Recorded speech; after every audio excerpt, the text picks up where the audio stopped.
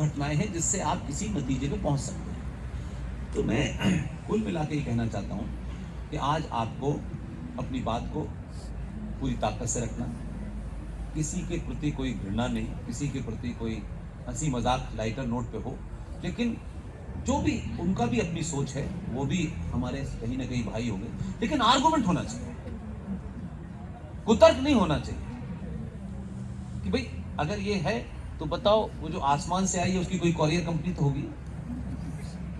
अब अगर मुझे बताओ यार, इस देश में मैं किसी का ना समर्थन करता हूं और न किसी, लेकिन कोई बेवकूफी की बात पे मुझे चाहे कि मैं उसका विरोध करूंगा तो नहीं, और मैं अकेला खड़ा रह जाऊंगा और मैं अगर लॉजिक पे फिक्स हूं तो मुझे कोई फर्क नहीं पड़ता कि दुनिया कहे। नुपुर शर्मा ने जो कुछ भी कहा है वो किताब को कोट करके कहा है, और नुपुर शर्मा को इसलिए लोगों को डर लगा कि इसने कह तो दिया है तो कि ये पंडोरा बॉक्स न खुल जाए, अभी तो एक ही बताई है तो क्या होगा। तो मुझे तो दुख है, मैं फिर कह रहा हूं कि आप फैक्ट बोले, फैक्ट वो नहीं जो मुझे सूट करता है या आपको सूट करता है, वो फैक्ट जब तक ये दुनिया रहेगी तब तक फैक्ट ही रहेगा। लेकिन कैसा माहौल बनाया गया, और जो जज साहिबान हैं जिनके पास कानून के अलावा बाकी सारे काम कर रहे हैं और कोई उनके पास काम ही नहीं, उन्होंने नुपुर शर्मा की जब ये मामला आया तो ये कहा कि तुम्हारी वजह से देश में आग भड़क रही है, और ये हेट स्पीच है। यानी आपके सिस्टम के अंग बड़ी बड़ी बातें, बड़े बड़े डायलॉग तो देते हैं, लेकिन इतना सिस्टम डरा हुआ है कि वो एक सच बात कह रही है तब भी ना कोर्ट उसके साथ खड़ा हुआ और न ये देश खड़ा हुआ, और उसको एक छुप के रहना पड़ा। इससे मैसेज क्या गया कि भाई इस देश में सच बोलो, और किसी को वो सच अच्छा ना लगता हो इसलिए उसे सच नहीं बोलना चाहिए। लेकिन भगवान राम का अस्तित्व है या नहीं है, इस पे हम गाली देंगे तो हो ये कम्युनल लोग हैं, ये कैसे कंजर्वेटिव टाइप के हिंदू हैं यार, ये कहां से आ गए। तो ये एक नैरेटिव क्रिएट कर दिया है। इसलिए आज आपके पास ताकत है जो हमारे दौर में नहीं थी, कि आप अपनी बात को पूरी ताकत से रखें और कुछ कुछ चीजों को करेक्ट इसलिए करें कि वो आगे आपको काम आएगी। स्टेट और नेशन में फर्क होता है, क्या होता है? What is the bigger difference between state and nation? क्या फर्क होता है दोनों में? स्टेट का काम है स्टेट को चलाना। स्टेट के जितने भी विंग्स हैं सब पेड हैं, सांसद पेड हैं, जजेस पेड हैं, पुलिस है, सेना है, यूटी, सब पेमेंट के साथ काम करते हैं, उसे स्टेट कहते हैं, राइट? स्टेट ने कुछ नियम बनाए हैं कि लेफ्ट हैंड पे चलना है, रेड लाइट पे रुकना है। लेकिन नेशन क्या है? स्टेट का काम नेशन चलाना नहीं है।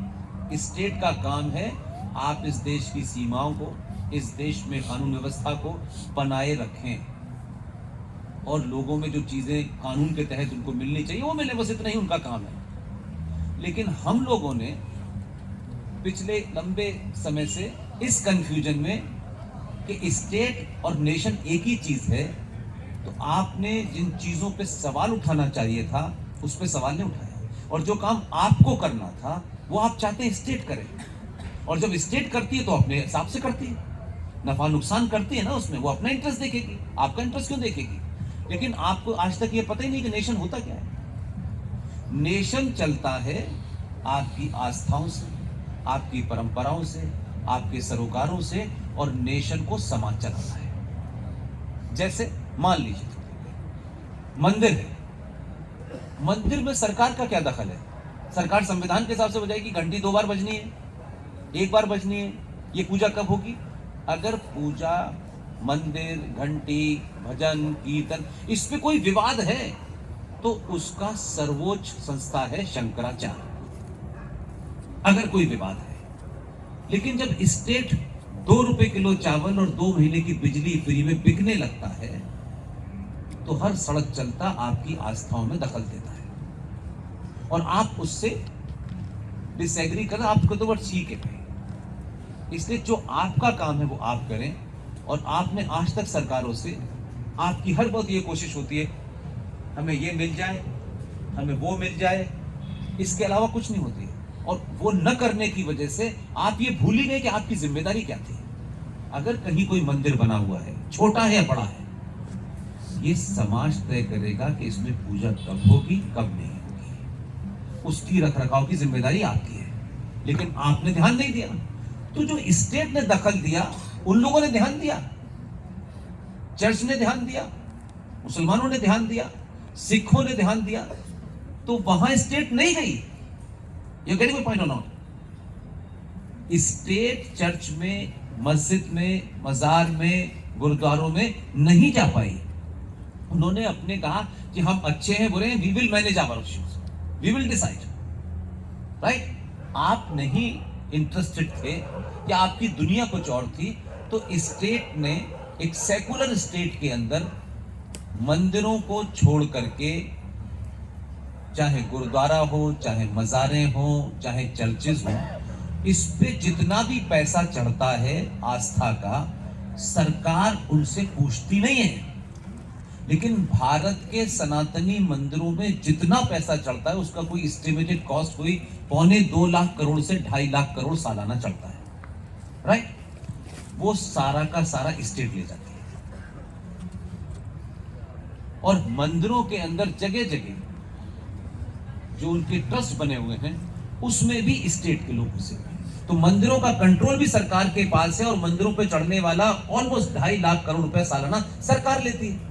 और सरकार से जब आप सवाल पूछते हैं, अभी हमारी एक फैमिली के साथी लोग हैं, वो राजसमंद से एमएलए हैं, यंग लड़की है, तो हमने उनसे कहा कि भाई एक नाथ द्वारा नाम का एक मंदिर है राजस्थान में, बहुत पुराना मंदिर है, तो इस पे एक सवाल पूछो कि भाई नाथ द्वारा मंदिर के ऊपर कितना पैसा आता है और सरकार क्या करती है। तो देखिए, विधानसभा हो या लोकसभा हो, उसमें जो रिटन रिप्लाई होती है उसमें जेल हो जाएगी अगर गलत दिए तो आपने। तो सवाल उसने पूछा, तो नाथ द्वारा मंदिर हर साल 85 करोड़ रुपया उस पर चढ़ावा आता है। रिटन रिप्लाई में गहलोत सरकार ने कहा कि हम मंदिर के ऊपर एक भी पैसा खर्च नहीं करते, सारा पैसा सेकुलर कामों पे खर्च होता है। अब आपकी आधी लड़ाई क्या है? अब इसको जरा लार्जर कॉन्टेक्स्ट में सोचिए। अगर ये मंदिर आप इसको मैनेज कर रहे होते, राइट, आपके अंदर सहमति होती, ये ब्राह्मण है, ठाकुर है, ये बनिया है, ये दलित है, यादव, इस बीमारी से अगर आप ग्रस्त न होते तो आप अपने मंदिरों की कोई सर्वोच्च संस्था बनाते और उसमें सब लोगों को, अलग अलग वर्गों को शामिल कर लेते। और ये पैसा जब आपके पास 2.5 लाख करोड़ सालाना होता, तो 2-3 साल के बाद आप मुझे बताइए, इस देश में किसी ब्राह्मण, ठाकुर, बनिए, दलित का लड़का बिना स्कॉलरशिप के रह सकता था? जो ताकत आपकी अपनी थी वो तो आपने ली नहीं। अब आप सरकार से भीख मांग रहे हैं, अच्छा इसको रिजर्वेशन देंगे, इसको नहीं देंगे, इसको। भाई आप क्यों मांग रहे हैं? आप स्टेट से कहिए कि देश सेकुलर है तो सबके साथ होना चाहिए ना एक ही। तो फिर मेरे मंदिरों पे सरकार का कंट्रोल क्यों है? फिर मेरे मंदिर पे चढ़ावे का सरकार क्यों पैसा लेगी? और ये तो एस्टिमेटेड कॉस्ट बहुत होगी। सुप्रीम कोर्ट में साई दीपक इसकी लड़ाई लड़ रहे हैं। तो मैं यही कह रहा हूं कि आपकी बहुत सारी तकलीफों का कारण हमारे अपने लोग हैं, जो हमारी लीडरशिप है, जो हमारी सोशल लीडरशिप है, ये इन चीजों पे आपको अवेयर ही नहीं कर रहे। अब आप जाके सोने का मुकुट चढ़ा के आ रहे हैं, वो मुकुट कहाँ जा रहा है? ना गणेश जी पहन रहे हैं, ना सरस्वती जी के पास है, वो तो सरकार के पास चला गया। सरकार उसमें क्या कर रही है हमसे पूछ रही है क्या? यही पैसा आपका अपना होता तो क्या होता? अगर आप अपने मंदिरों को मैनेज नहीं कर पा रहे, इसका मतलब है कमी आप में है। आप नहीं करोगे तो स्टेट दखल देगी ना। तो ये मुद्दा हमने नहीं उठाया। इसी तरीके का 2013 में एक कानून पास हुआ भारत की संसद में, उसको सबने ठंडे बस्ते में रख दिया। और फिर वो, मैं कहना नहीं चाहता कि जो भी हमारे रहनुमा हैं, उन्होंने आपको बताया तक नहीं कि हमने आपका पार्लियामेंट में सौदा कर दिया। उन्होंने नहीं बताया, समाज सेवकों ने नहीं बताया, अखबार मीडिया ने नहीं बताया, दुनिया जमाने की बहस हो रही है, आपको पता ही नहीं है। आप जिस तकलीफ से ग्रस्त हो उसका कारण ही नहीं आपको बताइए। तकलीफ मुझे हो क्यों रही है? भाई उसको तो ढूंढो ना। एक जूता पैर में मेरे चुभ रहा है तो यार ये कहां क्यों चुभ रहा है यार? क्या वजह है? मुझे पता ही नहीं। बस चले जा रहे हैं, चले जा रहे हैं, चले जा रहे हैं। सरकार ये करते, सरकार वो करते, सरकार ये करते, बस सरकार के पीछे पड़े हुए। जो आपका बर्थ राइट है उस पर सवाल तो पूछो, डिबेट तो करो। और जब आप डिबेट करोगे, इंटरेक्शन करोगे, तो लोगों को पता चलेगा, इनको पता चल गई है असली बात। वो इसलिए खुश है कि आपको पता नहीं है, और वो चाहते भी नहीं कि आपको पता हो। और वो जो है हमारे भाईजान, उनको क्यों पता है अपना एजेंडा? वो तो नहीं, उनको तो नहीं पता, उनको तो सब पता है, आपको नहीं पता, क्योंकि आप चाहते हो सरकार करेगी, आप क्यों करेंगे? 1995 में पीवी नरसिम्हा राव के जमाने एक अमेंडमेंट हुआ वक्फ बोर्ड में। Waqf board is a private body. वक्फ का मतलब समझते हैं? यस और नो? वक्फ का मतलब होता है कि आप किसी के नाम वसीयत करते हैं, राइट? तो वक्फ जो है, एक ये कहा जाता है कि ये प्रॉपर्टी मैंने वक्फ कर दी। वक्फ का मतलब ये प्रॉपर्टी अल्लाह के नाम हो गई। अब वापस कैसे लोगे? साइन कौन करेगा? ये प्रॉपर्टी तो अल्लाह के नाम हो गई। अब 10 साल बाद आपने कहा वापस ले लिया, तो जिसके नाम हुई उसकी जगह साइन कौन करेगा? वो तो हो गई। तो एक बार गई तो गई। आप सोचो यार कि ना तो हमारे समाज सेवक, ना हमारे छोटे मोटे कहीं कॉलेज में उसमें ये ऐसी बातें होती नहीं है।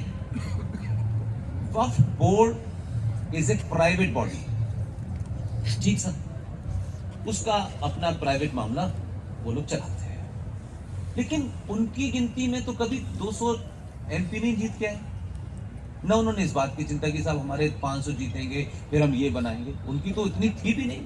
एक आध बार शायद 30 या 40 मैक्सिमम डिफरेंट पॉलिटिकल पार्टीज के मिला के कुछ 40 एमपी मुसलमान थे एक बंसने में। उन्होंने क्या किया कि आप सोचो कि ऐसा कानून तो इस्लामिक स्टेट में नहीं है, लेकिन यहां पास हुआ, पास होकर उसे रख दिया गया। जिनको उस पर एक्शन करना था वो एक्शन पूरी ताकत से उन्होंने किया। और आपको किसी जगह, चाहे वो पंडित जी कथा कराने वाले हो, चाहे वो मंदिर में हो, 1 करोड़ समाज सेवी जो घूम रहे हैं, तो कोई मतलब नहीं। और ये कोई ऐसी चीज नहीं कि जो मैं कहीं वहां कहीं रशा में रखी हुई है। आप जाके सर्च कीजिएगा, आपको न मिले और उसकी निटिगिटी समझना चाहें तो हमारी टीम जो है, हम लोग रूटीन में कोई यूट्यूबर नहीं है, हम लोग लोगों तक बात पहुंचाने के लिए कुछ कुछ पॉइंट रख देते हैं। वी सपोर्ट पुष्पिंग प्रोसेस नाम का हमारे साथी लोग चलाते हैं, उस पर पूरा डिस्कशन है सुप्रीम कोर्ट के लॉयर के साथ। मालूम है कानून क्या पास हुआ है? कानून ये पास हुआ है कि ये जो जेएनयू है ना, ये जमीन पे तो बनी हुई है ना। प्राइवेट बॉडी वक्फ बोर्ड के दो लोग कोई भी बोर्ड है, एकदम अल्लाह के नाम पे अजान दे करके और करेगा आज जेएनयू लेनी है, ले लो। मैं उसको थोड़ा लाइटर नोट पे कह रहा हूं, आप उसको उसकी ग्रेविटी समझिए।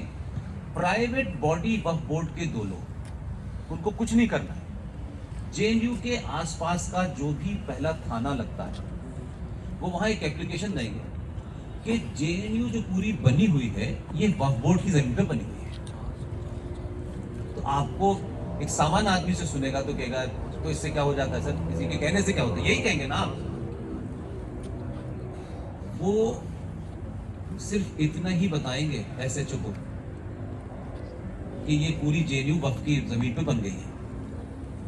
तो मालूम है क्या होगा? जो पास हुआ है सेक्शन 40, वो ये है कि वो जो competent authority of the local area जो भी है, वेदर सीपी और डीसीपी और एसपी जो भी हो, वो आएगा, वाइस चांसलर साहब का दरवाजा खटखटाएगा, तो साहब ये तो वक्फ बोर्ड की जमीन बनी हुई है, आप इसे खाली कर दीजिए।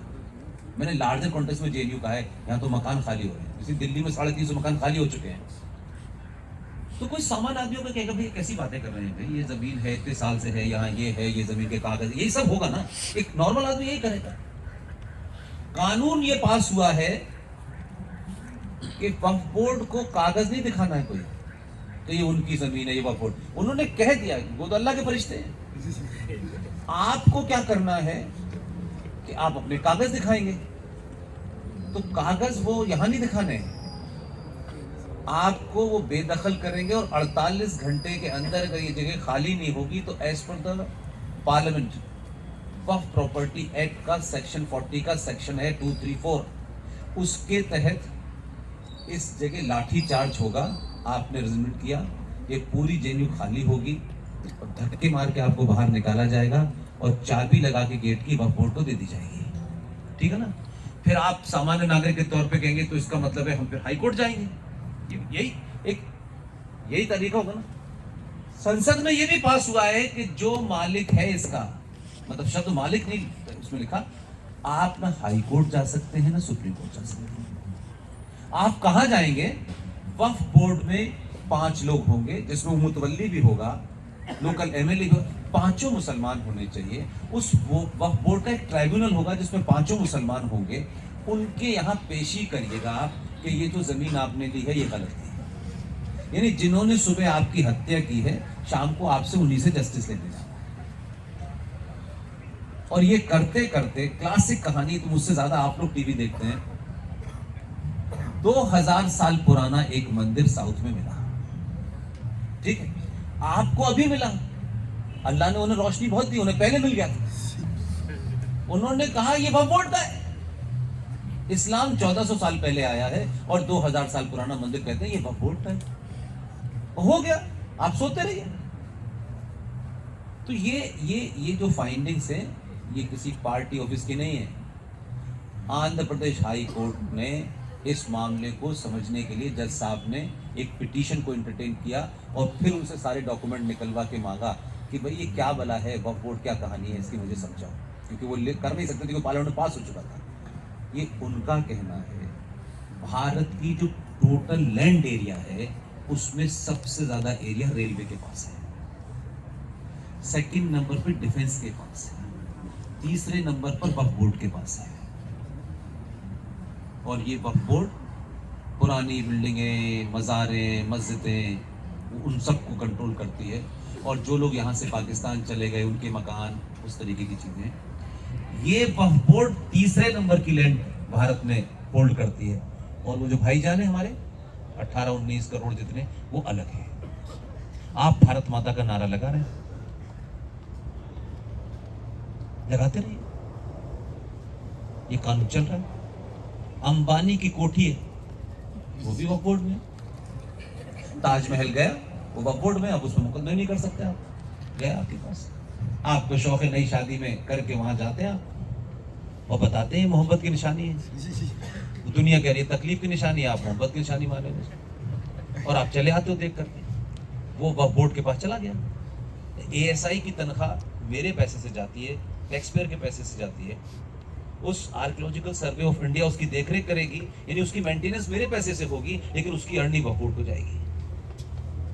आप वकील खड़ा करिए कोर्ट के अंदर, आपको एक वकील खड़ा करने के लिए एक दिन की फीस के पैसे नहीं होते हमारे पास। उनके पास पैसे की कोई कमी नहीं, मस्त रहिए। कितने स्टेट है देश में? 29, 9 साथ में है आप।